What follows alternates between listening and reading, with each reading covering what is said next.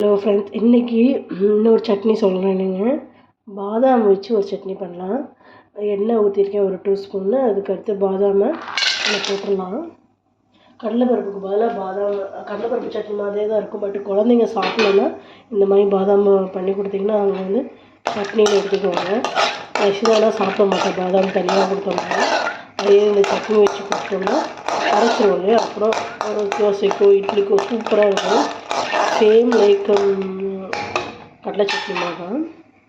நல்லா போட்டுக்கோங்க. கொஞ்சம் நல்லா பொரியட்டும். பொரிஞ்ச உடனே புளி எடுத்து வச்சுருக்கேன். புளி, வெள்ளைப்பூடு, வத்தல், அப்புறம் உப்பு. நீங்கள் வேணும்னா தேங்காய் சேர்த்துக்கலாம். தேங்காயும் நல்லா தான் இருக்கும். வேணாம்னு நினைக்கிறவங்க தேங்காய் சேர்க்காம கூட பண்ணலாம். நல்லா தான். இங்கே பார்த்திங்களா வெடிக்க ஆரம்பிச்சு எல்லாமே கொஞ்சம் வெடிக்க ஆரம்பித்தாங்க. அதுக்கடுத்து புளி சேர்த்துக்கோங்க. கொஞ்சம் தெரிக்கும், கொஞ்சம் பார்த்து தான் வச்சுக்கணும்.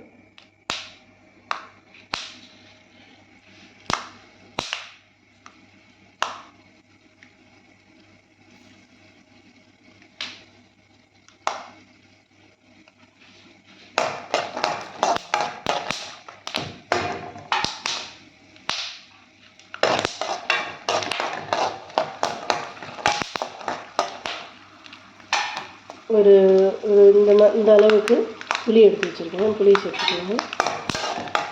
வெடிக்கிறதுனாலே பருப்பு வந்து நல்லா வந்து உள்ளே வந்து ஹீட்டாகி தான் வெடிக்குது. இது நல்லது தான். ரொம்ப கருவக்கூடாது, பண்ணி வச்சுக்கலாம். இப்போ பூண்டு நான் ஒதுக்கல, அப்படியே போவேன்.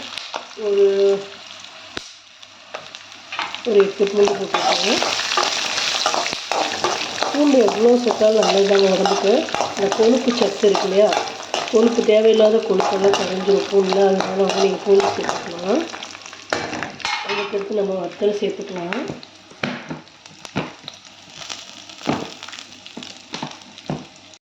வத்தல் சேர்த்துக்கலாம். நான் ஒரு 10 வத்தல் சேர்த்துருக்கேன். உங்களுக்கு எவ்வளோ காரம் தேவையோ அதுக்கேற்ற மாதிரி சேர்த்துக்கோங்க. இப்போ நம்ம உப்பு சேர்த்துக்கலாம். கடலை சட்னி மாதிரி தான். கடலைக்கு மேலே நம்ம பாதாம் போடுறோம், அவ்வளோதாங்க வித்தியாசம்.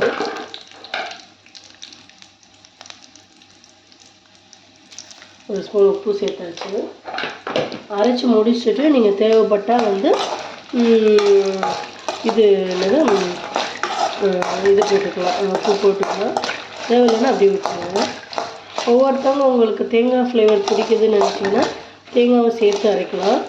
தேங்காய் ஃப்ளேவர் பிடிக்காதவங்க புளி மட்டும் வச்சு அரைச்சிக்கலாம். அதுவும் நல்லா தான் இருக்கும். கொஞ்சம் வந்து நல்லா இது பண்ண உடனே, நல்லா பொரிஞ்ச உடனே கொஞ்சம் ஆறின பிறகு அதுக்கடுத்து நம்ம இந்த இதெல்லாம் சிம்மில் வச்சுருங்க. அப்போ தான் உங்களுக்கு கருகாமல் சூப்பராக இருக்கும். டேஸ்ட் சுமையாக இருக்குங்க. கடலை சட்னி தான் இருக்கும். இந்த தோலுமே நமக்கு சத்து தான். அதனால் அதோட அரைக்கும் போது கலர் கொஞ்சம் லைட்டாக ப்ரௌனாக இருக்கும், பட் சூப்பராக இருக்கும் டேஸ்ட்டு. ஒரு சில்லு மட்டும் தேங்காய் கட் பண்ணி வச்சுருங்க. தேங்காய் சேர்த்து இன்றைக்கி செஞ்சு பாருங்கள், சூப்பராக இருக்கும் டேஸ்ட்டு. நீங்கள் செஞ்சு பாருங்கள். போன வாட்டி நான் புளி போட்டு செஞ்சேன். இந்த வாட்டி ட்ரை பண்ணலான்னு சொல்லிட்டு தேங்காய் இது பண்ணி வச்சுருக்கேன். கலந்துக்கலாம் தேங்காய் வந்து லாஸ்ட்டாக போட்டு ரொம்ப இது பண்ணாமல் லைட்டாக அப்படியே அந்த சூட்டில் வந்து வதக்கிக்கிறீங்கன்னா தேங்காய் அவ்வளோவா இதாகாது. சட்னி ஏமாற்றிட்டு போடுங்க. தேங்காய் போடுங்க, லைட்டாக அப்படியே எடுத்துக்கலாம். டேஸ்ட்டு செம்மையாக இருக்குங்க பாதாம் சட்னி. பாதாம் உங்கள் வீட்டில் யாரும் சாப்பிட மாட்டாங்க அப்படின்னு சொன்னால் இந்த மாதிரி சட்னி பண்ணுறாங்க, கண்டிப்பாக சாப்பிடுவாங்க.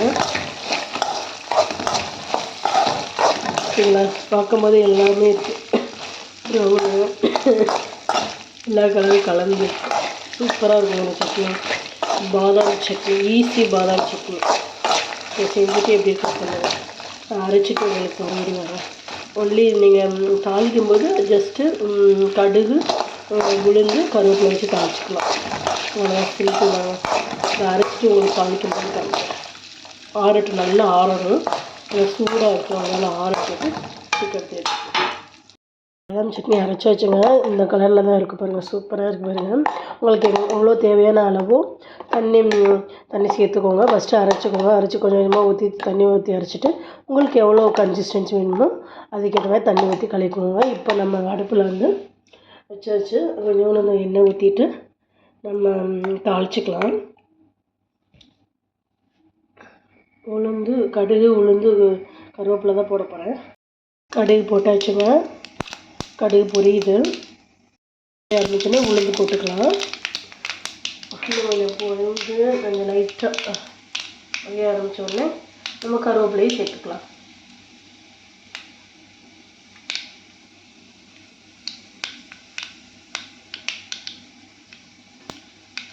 இந்த பொரியிற சவுண்டுக்கு கேட்டாலே அது ஒரு நல்ல ஒரு இது இருக்குல்ல, சாப்பிட போகிறோம் அப்படின்னு சொல்லிட்டு அதனால் நம்ம நிப்பாட்டிடலாம். இந்த அளவு பொரியணும். ஓகே, இப்போ நம்ம இதில் சட்னியில் எடுத்து ஊற்றிடலாம். சட்னி தாளிச்சாச்சு. சூப்பராக இருக்குது பாருங்கள். தாளிச்ச உடனே டேஸ்ட்டு செம்மையாக இருக்குங்க. நீங்களும் இதே மாதிரி பாதாம் சட்னி செஞ்சு உங்கள் குழந்தைங்களுக்கு கொடுங்க. சத்தும் கூட. அதுக்கடுத்து பாதாம் சாப்பிட்றவங்க பாதாம் சாப்பிட்ட மாதிரியே இருக்கும். நம்ம சேனல் பிடிச்சிருந்தா லைக் அண்ட் சப்ஸ்கிரைப் பண்ணிக்கோங்க. ஃபார் மோர் வீடியோஸ் செக் பண்ணுங்கள் எல்லா வீடியோஸுமே. ஓகே, எனி யூஏஇ பற்றின யூஏஇ கண்ட்ரி ஏதாச்சும் உங்களுக்கு டவுட் இருக்குன்னா எனக்கு கமெண்ட் பண்ணுங்கள். எனக்கு தெரிஞ்சுன்னா உங்களுக்கு நான் சொல்கிறேன். Okay, bye guys. Like and subscribe for more videos. Chutney இட்லிக்கும் நல்லாயிருக்கும், தோசைக்கும் நல்லாயிருக்கும், சப்பாத்திக்கு கூட நல்லாயிருக்குங்க. நான் இதை சாப்பிட்ருக்கேன். சூப்பராக இருக்கும். ட்ரை பண்ணி பாருங்கள் கைஸ்.